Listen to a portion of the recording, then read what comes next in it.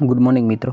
આગળના ભાગમાં આપણે વાત કરી રહ્યા છીએ જીકે જીએસની અને બપોરના સમયે આપણે મેથ્સ રીઝનિંગનું ચેપ્ટરના અથવા તો પેપરના પ્રશ્નો આપણે રોજ બતાવી રહ્યા છીએ, બરાબર. તો અત્યારે પહેલા પ્રશ્નથી ચાલુ કરીએ. નેક્સ્ટ પાર્ટની અંદર પ્રશ્ન પૂછ્યો છે વિશ્વ વેપાર સંગઠન WTO, બરાબર. જો ઘણી વખત આનું વડું મથક પણ પૂછવામાં આવે છે, ઓકે, એટલે એને પણ જોઈ લઈએ.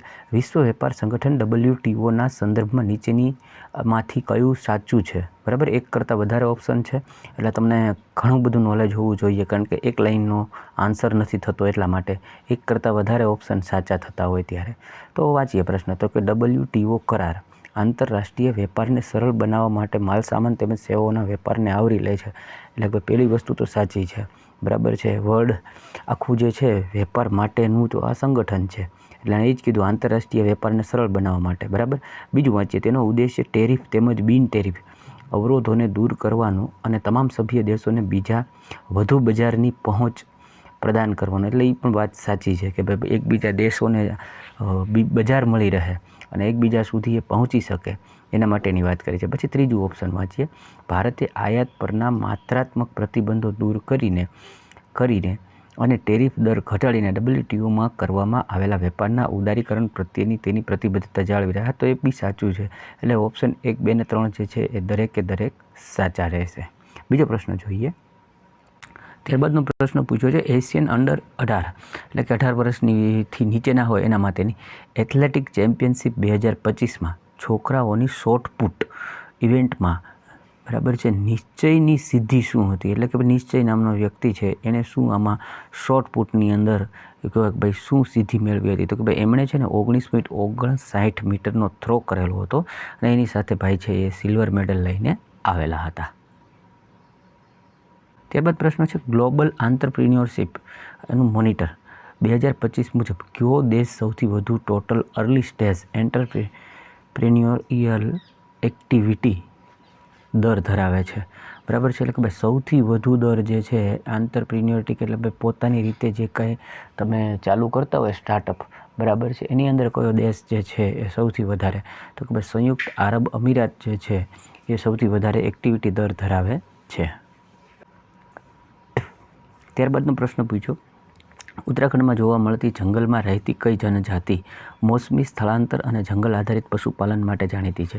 જો મેં દરેક વખત કહું છું કે જનજાતિ આદિવાસીઓમાંથી પ્રશ્ન પૂછતા હોય છે અને બની શકે આપણને ન આવડે, એમાં ખોટું નહીં લગાડવાનું, ઇગ્નોર કરવાનું, કારણ કે અલગ અલગ રાજ્યમાં રહેતી જનજાતિઓ વિશે આપણને નોલેજ ના પણ હોઈ શકે, બરાબર છે. એટલે એને આપણે ઇગ્નોર કરતાં બી શીખવું પડશે. તો અહીંયા હાલ રાઈટ આન્સર બને છે વન ગુજ્જર. આગળ જોઈએ. ત્યારબાદનો પ્રશ્ન છે 2019-92 અને 2011-12 વચ્ચેના સુધારા પછી સમયગાળા દરમિયાન ખાણકામ ઉત્પાદન, મેન્યુફેક્ચરિંગ અને વીજળી સહિતના ઉદ્યોગોનો સરેરાશ વાર્ષિક વૃદ્ધિ દર કેટલો હતો? તો હમણાં જેમ આપણે આગળ વાત કરી એવી રીતે કે ભાઈ આ લોકો જે છે ને જીકેની અંદરથી એવા પ્રશ્ન જોવા મળશે કે જેમાં બની શકે કે ભાઈ આપણે કાચા પડીએ, કારણ કે જીકે દરિયો છે ભાઈ. જો જૂનો ડેટા પૂછી લે 2091-92થી 2011-12નું, શક્ય છે કે આપણને ના આવડે. એટલે આપણા માટે આમ ગણી શકો ને તો 3 એવા પોર્શન છે કે જેમાંથી તમે માર્ક કવર કરી શકો. એક તો છે મેથ્સ છે, બીજું છે રિઝનિંગ છે અને એક છે સાયન્સ, બરાબર. ચલો તમે કરંટ અફેરને બી જોડવાની કોશિશ કરો, પણ કરંટ અફેરમાં બી એવું થશે કે રોજ અનેકો ઘટના બનતી, તમે કેટલું કવર કરી શકશો? જો આ 3ની અંદર તમારી સારી પકડ છે તો એમાં બની શકે એટલા માર્ક તમે કવર કરી શકતા હોય છે. હાલ અહીંયા જવાબ છે 6.7%. ત્યારબાદ પ્રશ્ન પૂછ્યો ભારતના બંધારણના 42માં બંધારણીય સુધારા અધિનિયમ દ્વારા રાજ્ય નીતિનો કયો માર્ગદર્શક સિદ્ધાંત ઉમેરવામાં આવ્યો નથી? જો નથી ઉમેરવામાં આવ્યો, 42માં બંધારણીય સુધારાની અંદર કયો નથી ઉમેરવામાં? આપણે સ્પીડથી વાંચતા હોય તો છેલ્લી શબ્દ કદાચ ન વાંચીએ હોય, બંધારણ સુધારા અધિનિયમ રાજનીતિ માર્ગ, ઓકે એમ કરીને મનતાને ટીક કરવા. તો જો પેલો શું પૂછ્યું કે ભાઈ સમાન ન્યાયને પ્રોત્સાહન આપવું અને ગરીબોને મફત કાનૂની 42માં આવી જાય છે. પર્યાવરણ, જંગલો અને વન્યજીવોની સુરક્ષા આવી જાય છે. ઉદ્યોગોના વ્યવસ્થાપન, કામદારોની સુરક્ષિત ભાગીદારી આવી જાય. સહકારી મંડળીઓ જે છે લોકશાહી નિયંત્રણને પ્રોત્સાહન કરવું, તો એ 42માં આવતું નથી, કારણ કે એણે કીધું ને કયું આવ્યું નથી. ત્યારબાદ કોમ્પ્યુટરમાંથી પ્રશ્ન આવ્યો કે વિન્ડોઝ પર જ્યારે તમે કોઈ ફાઇલ ડિલીટ કરો છો અને તેને રિસાયકલ બિનમાં મૂકવામાં આવે છે ત્યારે નીચેનામાંથી શું સાચું છે? ઘણા બધા ઓપ્શન છે, પણ આપણે ડાયરેક્ટ આન્સરને જ વાંચીએ કે ભાઈ ફાઇલને રાઇટ ક્લિક કરીને અને રિસ્ટોર વિકલ્પ પસંદ કરી પુનઃ વિસ્થાપિત કરી શકાય છે. એટલે કે ભાઈ આ રિસાયકલ બિનની અંદર તમારો ડેટા પડ્યો છે, બરાબર, એને તમારે પાછો લાવવો છે. તો તમે એના ઉપર રાઈટ ક્લિક કરશો એટલે રિસ્ટોર ઓપ્શન આવે. રિસ્ટોર એટલે કે ભાઈ જ્યાં હતું ત્યાં પાછું જતું રહે. બરાબર છે. હવે તમને એક પ્રશ્ન એવો પણ પૂછે છે કે ભાઈ કોઈ ફાઇલને એવી રીતે ડિલીટ કરો કે જે રિસાયકલ બિનમાં ન જાય. બરાબર, પરમેનન્ટલી ડિલીટ કરવા માટે શું હોય, તો તમારે એના માટે શું કરવું પડતું હોય છે, તો કે જેને પીસી વાપરતો હોય એના માટે જ નોર્મલ વસ્તુ છે, શિફ્ટ વત્તા તમારે ડિલીટ પ્રેસ કરવાનું રહેશે. શિફ્ટની સાથે ડિલીટ આપો તો પરમેનન્ટલી ડિલીટ થઈ જાય છે. એ ડેટા છે રિસાયકલ બિનમાં જતો નથી. ત્યારબાદનો પ્રશ્ન છે એ થોડોક એમ કહી શકાય કે વિજ્ઞાનનો લગતો પ્રશ્ન છે. કઈ મોટી શોધ હાઇપર એસિડિટીની સારવારમાં દવાઓ તૈયાર કરવામાં મદદ કરે છે? બરાબર, એવી મોટી કઈ શોધ થઈ? તો કે હિસ્ટામાઇનની જે શોધ થઈ.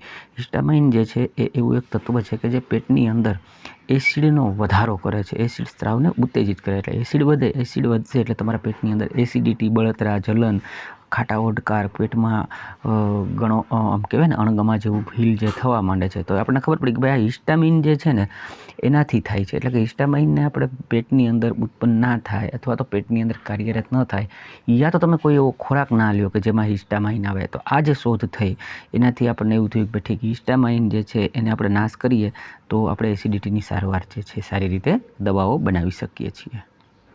નેક્સ્ટ ક્વેશ્ચનની વાત કે સુભાષચંદ્ર બોઝે કાર્યભાર સંભાળ્યો તે પહેલાં ઇન્ડિયન નેશનલ આર્મીના નેતા લીડર કોણ હતા?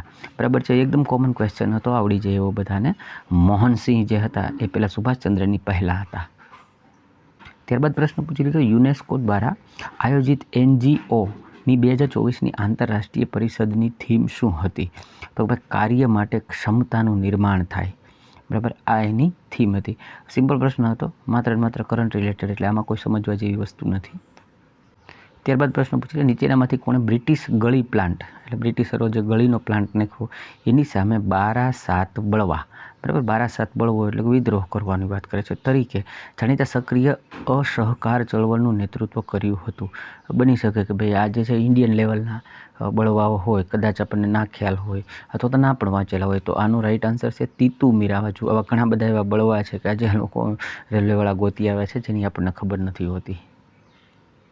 ત્યારબાદ પ્રશ્ન પૂછ્યો બુકર 2024 માટે પસંદગી પામેલ રસેલ કુશનરની નવલકથાનું શીર્ષક શું હતું? જો બુકર પ્રાઇઝ 2024 માટે પસંદ કરેલા નામ બી એવું છે, રસેલ કુશનર. એ નવલકથા જે છે ક્રિએશન લેક, બરાબર, કેવું ક્રિએશન લેક એમનું શીર્ષક હતું. ત્યારબાદ પ્રશ્ન ભારતના બંધારણના કયા અનુચ્છેદમાં રાજ્યોને મધ્યસ્થી દ્વારા આંતરરાષ્ટ્રીય વિવાદોનું સમાધાન માટે નિર્દેશ કરવામાં આવ્યો છે? તો અનુચ્છેદ 51D દ્વારા બંધારણની અંદર એવું કહેવામાં આવ્યું છે રાજ્યોને મધ્યસ્થી દ્વારા આંતરરાષ્ટ્રીય વિવાદોનું સમાધાન કરવાનો નિર્દેશ આપવામાં આવેલા છે. નેક્સ્ટ પ્રશ્ન કોમ્પ્યુટરમાંથી આવ્યો કે MS એક્સેલ 365 અત્યારે રનિંગ છે, 365 બોલે છે MS એક્સેલ માટે. એમાં વર્કબુકને ઝડપથી સેવ કરવા માટે કયા કીબોર્ડ શોર્ટકટનો ઉપયોગ થાય છે? સિમ્પલ વસ્તુ છે કે ભાઈ કોઈ પણને સેવ કરવા માટે જે છે ને Ctrl+S જે છે એ કામે આવતી હોય છે. ભલે એણે અહીંયા નામ આપી દીધું, લગભગ બધાની અંદર આ જ છે કોમન, બરાબર. MS ઓફિસની અંદર મોસ્ટલી Ctrl+Sથી જ બધું સેવ થતું હોય છે. ત્યારબાદ પ્રશ્ન પૂછ્યો ખાલી જગ્યા કોરોમંડલ દરિયાકાંઠે ડચ ઈસ્ટ ઇન્ડિયા કંપનીના વેપારી 17મી સદીમાં નોંધપાત્ર વધારો નોંધવામાં આવ્યો હતો? બરાબર છે, એટલે 17મી સદીની અંદર ઈસ્ટ ઇન્ડિયા કંપનીને લગતો ક્વેશ્ચન છે તો કે દક્ષિણ પૂર્વ એશિયાના બજારોમાંથી કાપડની માંગમાં વધારો. આ પણ ડીપમાં પ્રશ્ન છે, બની શકે આપણને આનું નોલેજ ના હોઈ શકે. ત્યારબાદ પ્રશ્ન છે 2024માં શરૂ કરાયેલી NPS એટલે નેશનલ પેન્શન સ્કીમ વાત્સલ્ય યોજનાનો મુખ્ય ઉદ્દેશ્ય શો હતો? ફક્ત સગીરો માટે બચત સહ પેન્શન યોજનાની ઓફર કરવી, આ એમનો મુખ્ય ઉદ્દેશ્ય હતો. એટલે કે ભાઈ યોજનાઓ જે છે જે કંઈ 2024માં એટલે અત્યારે બી બની શકે. હવે 25ની આપણે એમ કહીએ 7મા 8મા મહિને પહોંચ્યા છીએ, બરાબર, તો હજી આ લોકો 2024ની જ યોજનાઓને ઘણીવાર પૂછી લેશે. ત્યારબાદ જોઈએ કે ઈસ્ટ ઇન્ડિયા કંપનીના નીચેનામાંથી કયા અધિનિયમે ફરજિયાત કર્યું હતું કે બ્રિટિશ ભારતીય પ્રદેશમાં સિવિલ કર્મચારીઓની પસંદગી સ્પર્ધાત્મક પરીક્ષાઓ પર આધારિત રહેશે? તો આ કદાચ તમે બધાએ સાંભળેલું હોય કે ભાઈ સિવિલ એક્ઝામ પાસ કરશે પછી જ એ લોકોને પસંદગી કરવામાં આવશે ને એના માટે સ્પર્ધાત્મક પરીક્ષાઓ જે છે એની આધારિત રહેશે. તો ચાર્ટર અધિનિયમ 1853 આધારિત આ જે કંઈ અધિનિયમ છે એ ફરજિયાત કરવામાં આવેલો. ત્યારબાદ કોમ્પ્યુટરમાંથી પ્રશ્ન આવ્યો કે કોમ્પ્યુટર મેમરીના સંદર્ભમાં રેમ અને રોમ વિશે નીચેનામાંથી કયું વિધાન સાચું છે? તો જો રેમ રોમ શું છે? રેમ છે ને એ એમ કહેવાય કે ભાઈ નોન પરમાનન્ટ છે, એટલે કે ભાઈ એ થોડાક સમય માટે જ કોઈ પણ ડેટા છે જે એ રેમની પાસે પોતાની પાસે સંગ્રહ કરતું હોય છે, બરાબર. જ્યારે રોમ છે ને એ કાયમી માટે કોઈ પણ વસ્તુને સંગ્રહ કરતું હોય છે. એટલે વાંચીએ, રેમ જે છે આન્સર તરીકે, રેમ સક્રિય પ્રોગ્રામ્સ માટે ડેટાને અસ્થાયી રૂપે, એટલે પરમેનન્ટ નહીં, અસ્થાયી રૂપે સંગ્રહિત કરે છે. જ્યારે રોમ છે ને એ કાયમી ધોરણે ફર્મવેરનો સંગ્રહ કરે છે. ઓકે, કાયમી માટે એ સંગ્રહ કરતી હોય છે. ત્યારબાદ છે ને આમાંથી જ એક પ્રશ્ન બને છે, જે આ નીચેની લાઈન છે ને એને હું તમને લાગ્યું સમજાવી દઉં. આ જે શબ્દ છે નોન વોલેટાઇલ અને વોલેટાઇલ. હવે જો વોલેટાઇલનો મતલબ એવો છે, આ નીચેનું ઓપ્શન છે ને એ એને રોંગ કરી નાખ્યું છે, આને અહીંયા લઈ લીધું ને અને અહીંયા લઈ લીધું, નહીંતર એ પણ સાચું પડે. કેવી રીતે? હું કહેવા શું માગું છું કે વોલેટાઇલ શબ્દ જે છે ને, બરાબર છે, એ એવું છે કે વોલેટાઇલ એટલે કે આપણા મગજ હારે હું વાત કરું કે તમે આજે કોઈ પણ વસ્તુ શીખો છો, સાંભળો છો, સમજો છો, તો એ થોડા સમય માટે સ્ટોર કરી રાખે છે. કેટલા માટે? થોડા સમય માટે. એટલે થોડા સમય માટે જે સ્ટોર કરી રાખતું હોય ને એને વોલેટાઇલ કહેવાય. શું કહેવાય?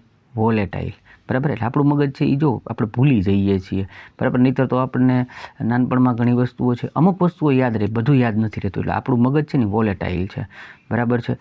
એટલે આ જે એને જો રેમને વોલેટાઇલ કીધી હોત ને તો સાચું હતું, અને જો રોમને નોન વોલેટાઇલ કીધું હોત તો ચોથું ઓપ્શન જે છે એ સાચું પડી શકતું હતું. એટલે તમને એવો પ્રશ્ન બનશે, રેમ અને રોમ વિશે નીચેનામાંથી શું સાચું છે, બરાબર. તો રેમ છે ને એ કેવું છે?